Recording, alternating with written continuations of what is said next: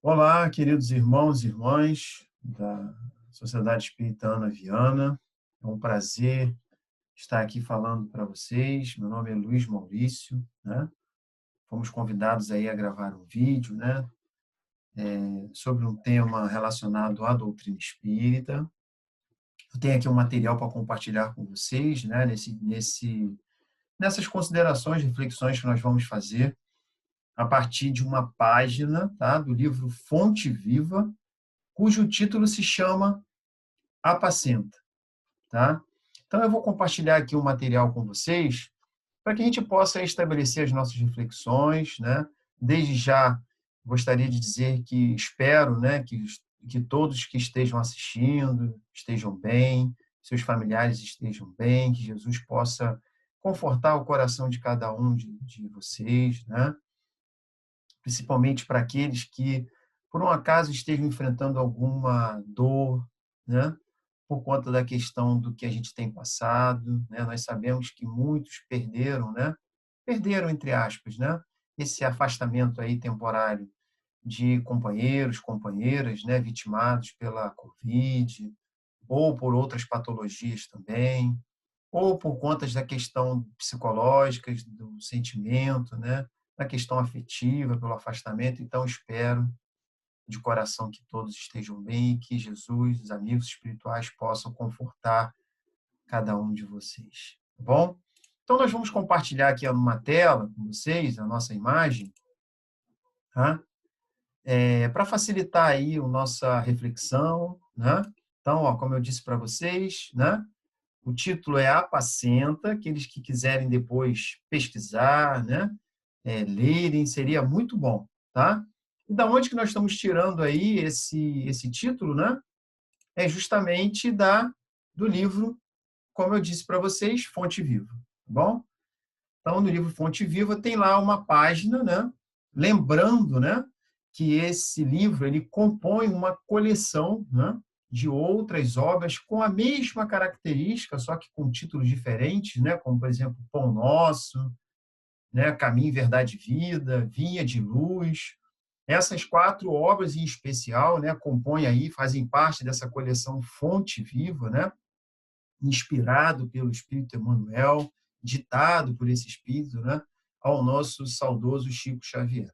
E são livros com textos maravilhosos, né, onde o Emmanuel pega trechos pequenos do Evangelho e ali ele faz uma dissertação, um desenvolvimento extraordinário, né, trazendo aí uma visão extremamente ampla daquela passagem, daquele momento, né, que envolve Jesus ou algum dos personagens que caminharam junto com ele em torno do seu ministério, né, registrados nos evangelhos, tá?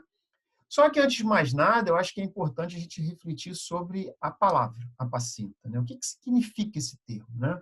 Quando Jesus chama a atenção, né, ele usa esse termo apacenta, o que ele está querendo dizer com isso, né? Porque, como nós vamos poder ver, né, posteriormente, o trecho que o Manuel usa, né, está dentro de uma história, né, dentro de uma passagem do Evangelho que envolve dois personagens fundamentais. O primeiro, sem sombra de dúvida, o mais importante, é o próprio Cristo, né, Jesus. E, na sequência, o apóstolo Pedro, né? E a gente sabe a importância que esse personagem teve na consolidação, né, na continuidade da mensagem cristã trazida por Jesus, né? A mensagem da Boa Nova. E aí o que diz a palavra apacenta? Vamos lá. Conduzir ao pasto, a um rebanho, vigiar no pasto, pastorear, né, as ovelhas. Ou seja, a palavra apacenta está direcionada a uma ideia de condução, a uma ideia de pastoreio, né? Então, o pastor é aquele que conduz, é aquele que encaminha, né? É aquele que direciona. Daí a ideia, inclusive, do termo, né?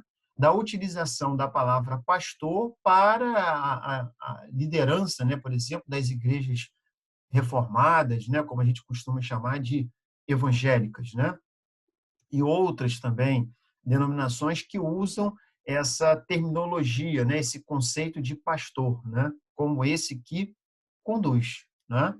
Então esse é um termo muito caro, né, a esse momento de Jesus. Por quê? Por conta até daquele tipo de sociedade, uma sociedade diretamente relacionada à questão agrícola, à questão da pecuária, à questão da condução dos rebanhos, né? Inclusive o povo judeu, né, durante muito tempo, um povo seminômade que habitou aquela região lá em especial do Oriente Médio, né, do Canaã, né, e eles faziam, né, constantemente, né, essa circularidade, esse movimento conduzindo rebanhos, né? Então são povos muito ligados, né, a essa condução de rebanhos, né? Assim como os beduínos, por exemplo, né? Daí essa ideia da conexão com o comércio e também com essa questão da condução de ovelhas em especial, né? Então, isso é algo muito comum, muito próprio daquele tempo. Daí também a gente entender por que Jesus utiliza esses conceitos, essas palavras. Eu acho que isso é importante, porque a gente contextualiza, entende o meio, a estrutura onde Jesus está inserido, que aí a gente também compreende a utilização, né? E Jesus, ele é extremamente pedagógico nesse sentido, né? Usando ali de toda aquela estrutura onde aqueles indivíduos estavam inseridos para que ele pudesse passar a sua mensagem, né? Muitas parábolas de Jesus, a gente percebe muito a presença da utilização dessa estrutura. Por quê? Porque é uma técnica, né? Digamos assim. É uma técnica pedagógica onde você utiliza o meio que a criatura está inserido para que você possa, de alguma forma, para que ele possa se apropriar melhor de um determinado conhecimento, né? Isso é uma técnica, por exemplo, utilizada para alfabetização, né? Onde você usa palavras, o meio diretamente onde o indivíduo está inserido, porque ele vai ter uma ideia muito mais fácil e objetiva em termos de aprendizado, a partir do momento que ele usa o meio, né, que ele está inserido, né? Um exemplo, né, por exemplo, a questão do Pedro viu a uva, né? Uma frase muito comum, né, nos períodos de alfabetização.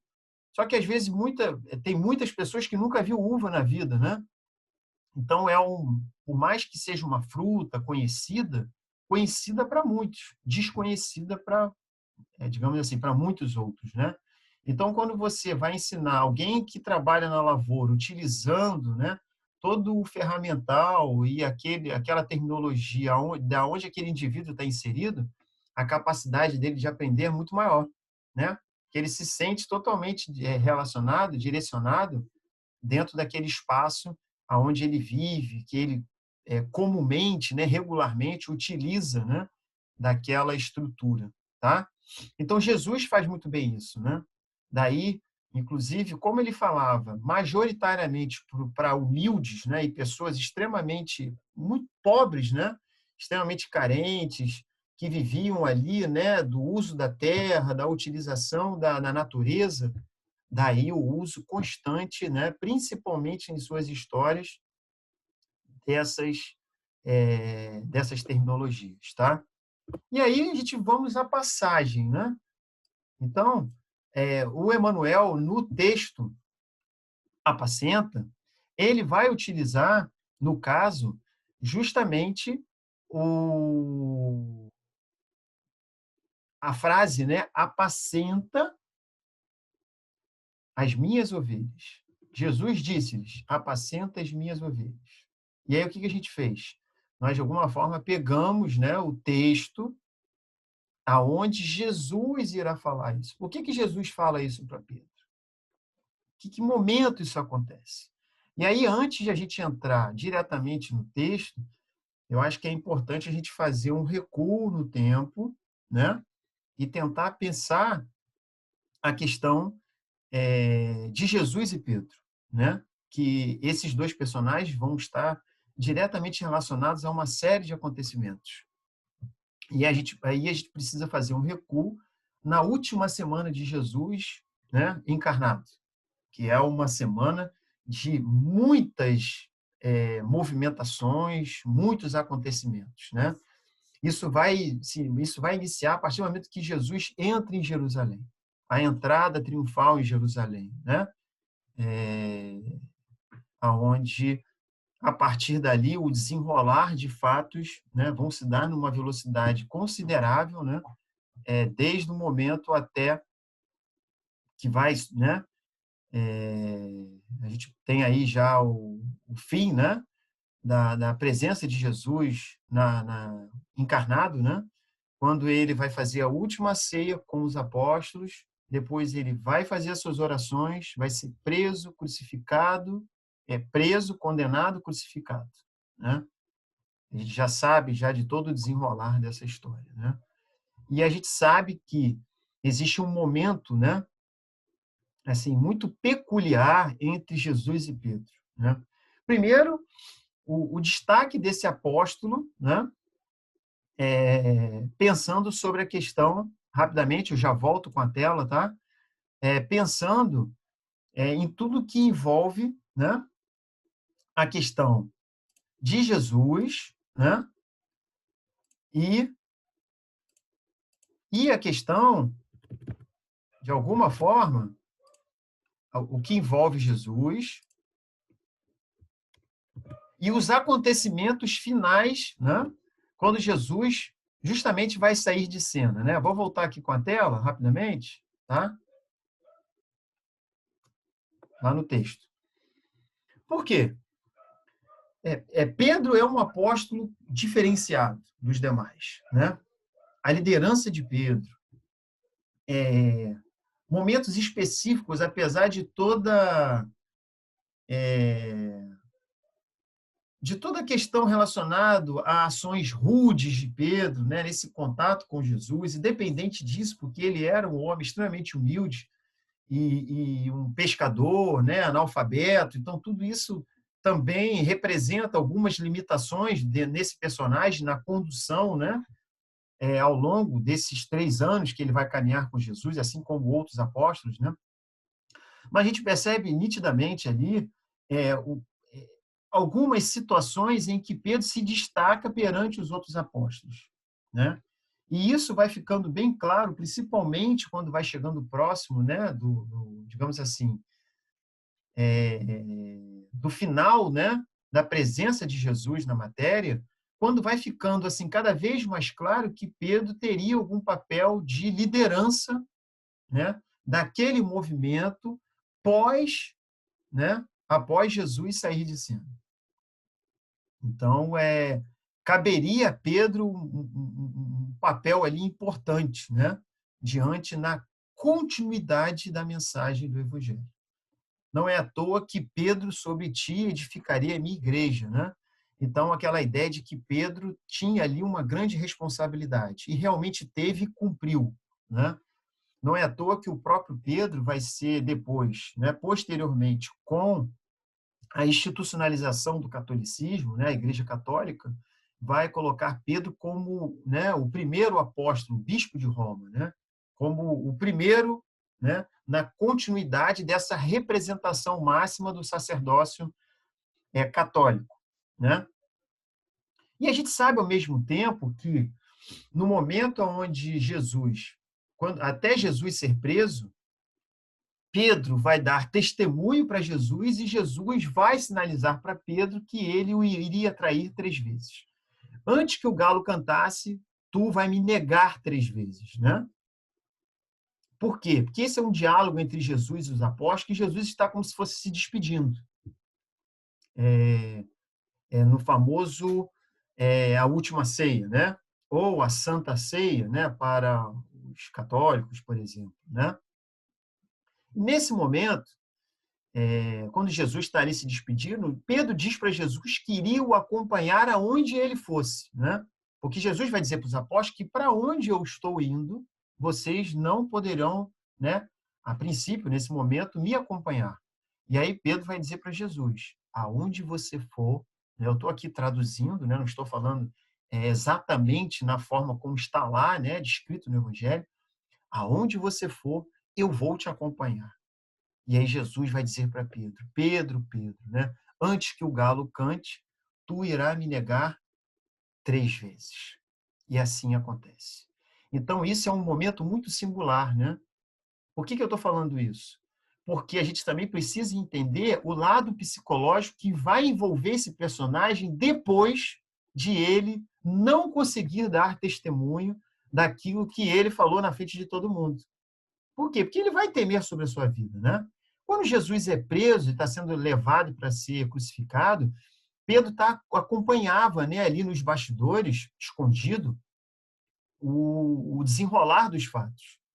É onde justamente ali ele vai ser interpelado sobre, reconhecido inclusive como um daqueles personagens que acompanhavam aquele homem, né, Jesus, o mestre, o Galileu, que estava sendo julgado, né? E Pedro vai dizer que não o conhecia, né? E vai fazer isso por 3 vezes. Então, a gente pode imaginar aí a melancolia, né, toda a angústia, o sofrimento que abateu sobre esse personagem posteriormente a esses atos, né? Porque, obviamente, ele vai ficar extremamente arrependido, porque ele vai ver o seu mestre, né, a referência, o Messias, aquele homem que ele amava tanto, né, assim como os outros, sendo tratado de uma forma extremamente ultrajante, né, como vai acontecer com Jesus. Desde o momento da prisão até a condenação e a crucificação. Então, tem todo ali um desenrolar de fatos que vai trazer muita angústia para os apóstolos, a maioria deles vai fugir, né? Com exceção de João, um dos poucos que vai ficar ali, né? Não vai temer pela sua vida, e é óbvio que isso vai causar algum tipo de impacto para eles, em especial para Pedro, que foi avisado, né, de que teria uma determinada postura e assim cumpriu aquilo que Jesus havia anunciado. Então, a capacidade de Pedro e desses personagens de alguma forma, se renovar espiritualmente é muito grande, em especial desse personagem, né? E aí alguns pesquisadores vão explicar para a gente, né? O Severino Celestino é um, né, conhecido nosso, que fala sobre isso. Outros também, né? O Carlos Torres Pastorino também sinaliza essa questão. Por que Jesus teria repetido 3 vezes para Pedro essa questão do apacenta as minhas ovelhas? Né? Então, posteriormente a Jesus ser crucificado, Jesus faz aparições para os apóstolos. Né? A primeira aparição acontece logo depois, né, da morte de Jesus, da crucificação, e a personagem, né, que vai ver, né, vai ter oportunidade de ver essa aparição de Jesus. Jesus se materializa, né, para essa personagem que é Maria de Magdala, ou Maria Madalena. Depois ele vai fazer isso para todos os apóstolos, e essas aparições vão acontecer, em especial no capítulo 21, que é o último capítulo do Evangelho de João. No capítulo de 21, narra principalmente, né, digamos assim, o pano de fundo desse capítulo é justamente as aparições de Jesus. Né?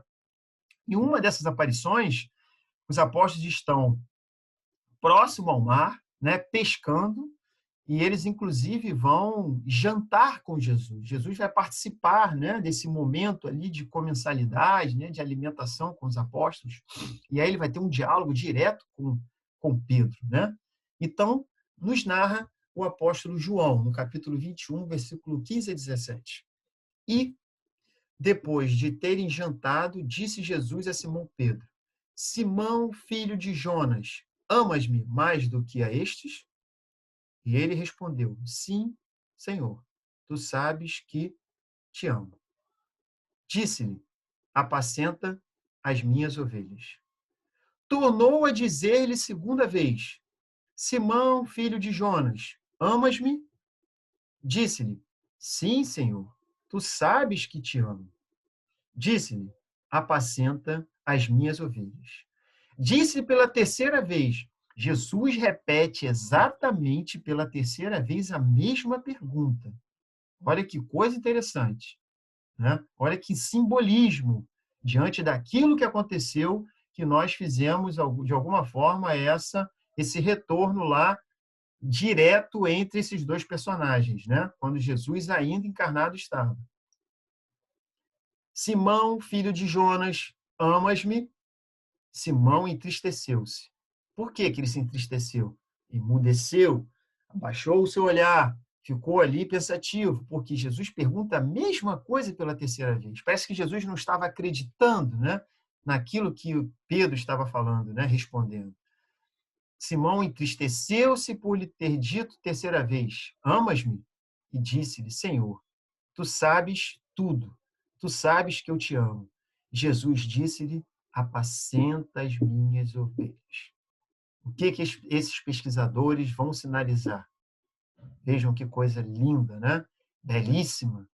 Jesus concede a Pedro repetir 3 vezes que ele lhe ama e que ele deveria conduzir as suas ovelhas, olha lá, conduzir o rebanho, a missão da liderança, a missão do colégio apostólico, assim como os outros também vão ter, né, de também conduzir pessoas, conduzir o rebanho, todos vão ter esse papel, mas Pedro vai exercer um papel de liderança muito grande. É só a gente lembrar, inclusive, da obra Paulo Estevão, né? A Casa do Caminho e a liderança de Pedro é fundamental, né, desse trabalho social, institucional, espiritual profundo que vai acontecer naquele local. Né? E aí, o que esses pesquisadores vão dizer para a gente? Em especial, por exemplo, Carlos Torres Pastorino. Jesus vai dar oportunidade para Pedro de repetir 3 vezes que ele ama, assim como Pedro negou 3 vezes. Que coisa bonita, né? Então, vejam que interessante. É o mestre dando a oportunidade para um discípulo seu direto, né? Dileto, digamos assim, especial, que tinha um papel especial, não que Jesus não amasse profundamente os outros, mas Pedro tinha um papel importante, né? No colégio apostólico, e a gente sabe disso, principalmente depois o trabalho que ele vai desempenhar é uma coisa espetacular, né? É só a gente olhar, inclusive, o Atos dos Apóstolos de Lucas, né? Para perceber o trabalho da continuidade e a própria carta de Pedro, os textos que vão existir após os evangelhos, né? Que vão ser escritos, né? Demonstrando o papel desses personagens, né? Em especial desse em especial, né? Que é Pedro, né? E aí, o que o Emmanuel vai dizer para a gente? Isso aí já está lá na página, né? O Emmanuel vai dizer para a gente o seguinte, olha lá. Observando na humanidade o seu imenso rebanho, Jesus não recomenda medidas drásticas em favor da disciplina obrigatória. Nem gritos, nem xingamentos. Não é essa a cobrança que Jesus faz. Nem cadeia, nem forca, nem chicote, nem vara, nem castigo, nem imposição, nem abandono aos infelizes, nem flagelação aos transviados, nem lamentação, nem desespero. Então vejam a atualidade dessa página e vejam o que tem acontecido principalmente nos dias atuais, aonde nós estamos sendo convidados constantemente a fazer tudo isso que está aqui, quando a gente não deveria fazer, né? Porque o que Emmanuel está sinalizando para a gente? Que a gente abandone esses tipos de posturas, de que a gente aposte no outro, de que a gente invista no outro, por mais equivocado que esse outro esteja nas suas ações, atitudes, nas suas escolhas. Não importa. O nosso papel é servir, sempre. Jesus deixa isso claro lá no diálogo com os apóstolos, quando ele está saindo de cena na última ceia. Ele está ali retomando tudo aquilo que ele havia ensinado para eles e dizendo, né? O mestre, vós me chamais de mestre, realmente, eu sou. Mas eu não vim para ser servido, e sim para servir.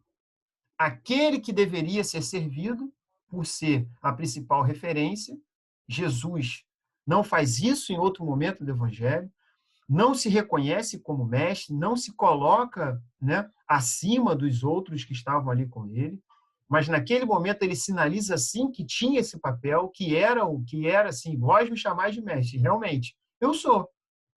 Só que o mestre veio para servir e não para ser servido. Então vejam que coisa extraordinária. O culto atual da nossa sociedade em flagelar o outro, em cobrar, né? Em exigir, em abandonar, em flagelar como instrumento de punição para que o outro possa se corrigir. Em nenhum momento o Manuel está falando sobre isso. Né? Não recomenda em favor da disciplina obrigatória essas questões. Vejam na questão da educação. As pessoas acham, né, continuam ainda achando que os problemas que nós temos na educação é por falta de disciplina dentro dessas categorias aqui. Não é que não tem que ter disciplina na escola. Claro que tem que ter, a gente sabe que esse é um dos graves problemas, mas não dessa forma. Né? Sem grito, né? Não é com grito, não é com xingamento, não é com cadeia, não é com chicote, não é com castigo que a gente vai resolver os nossos problemas. E enquanto a gente insistir com essas posturas, a gente vai atrasar o nosso processo de desenvolvimento espiritual. Só que, infelizmente, nós continuamos presos a esses fantasmas do passado, porque isso são coisas, arquétipos, né? Que a nossa Joana de Ângeles gosta muito de trabalhar na sua coleção psicológica, né? Os arquétipos, né? Que são essas estruturas que estão muito bem sedimentadas na nossa psique, que a gente insiste em reproduzir. Isso vai fazendo que a gente não avance diante do desenvolvimento do afeto, diante do desenvolvimento do real processo educativo, porque é isso que a gente precisa. É isso que os indivíduos precisam, de educação, de atenção, de desenvolvimento, de investimento, de você acreditar no outro.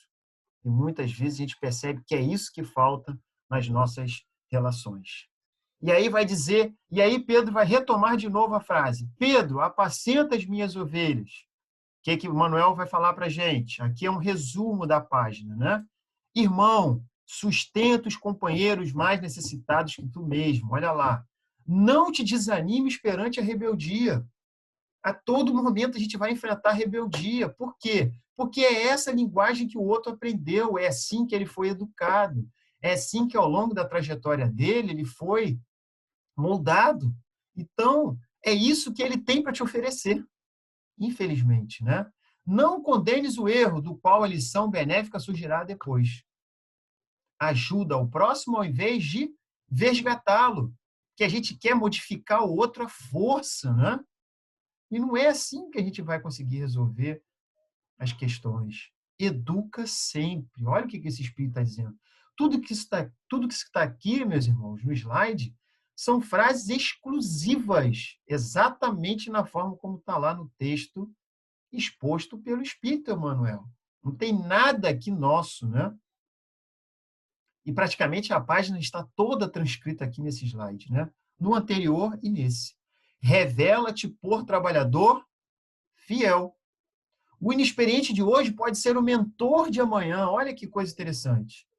Nas nossas relações na casa espírita, muitas pessoas chegam à casa e às vezes são plantas promissoras que a gente esmaga com o nosso comportamento disciplinador, impositivo, né?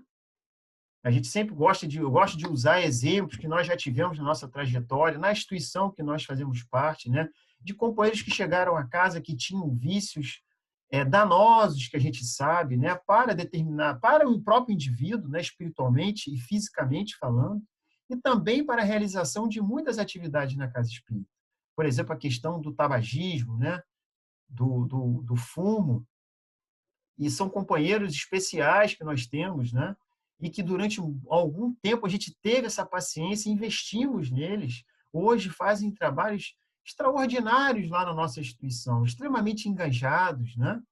O vício dessas pessoas, quando chegaram na casa, era uma coisa tão assustadora que saía no meio da reunião pública para fazer o uso do cigarro, né? Atravessavam a rua e ir para o outro lado da calçada, fazer o uso do cigarro, porque não conseguiam de tal de tal potencial que aquele vício tinha diante daquelas pessoas. E eram os dois. A parceria era grande ali, né? Em nenhum momento a gente impôs sobre eles condições. É lógico, limitamos, né? Eles gostariam de fazer trabalhos e a gente explicou, olha, para fazer esses trabalhos eles precisam, né? Buscar e eliminar, né?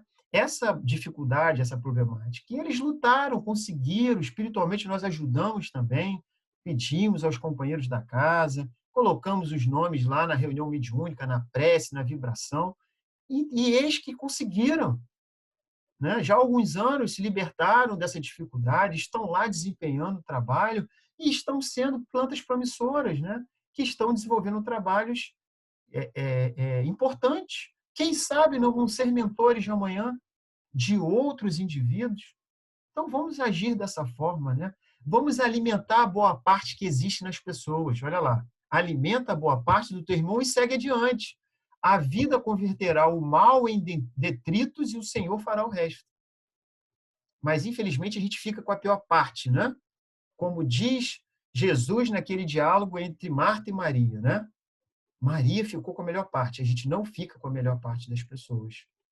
Então, essa mensagem é extraordinária, né? Que o Espírito Emmanuel trouxe para a gente, né? Então, o slide aqui a gente está encerrando, né? Já estamos aí concluindo, né? A nossa conversa, né? Aí, nossa reflexão sobre essa página, né? Convido vocês a lerem, né? O livro Fonte Viva, título Apacenta, tá? E agradeço muito o convite dos irmãos e irmãs, né? Do Ana Viana, pela oportunidade de falar, pela oportunidade que foi nos dada de refletir, de falar sobre a doutrina espírita. Espero que vocês estejam bem, mais uma vez. Desejo vibrações de paz a todos e que possamos, né, juntos, cada vez mais, avançar na nossa estrada evolutiva. Muita paz a todos e que Deus abençoe o lar de cada um de vocês.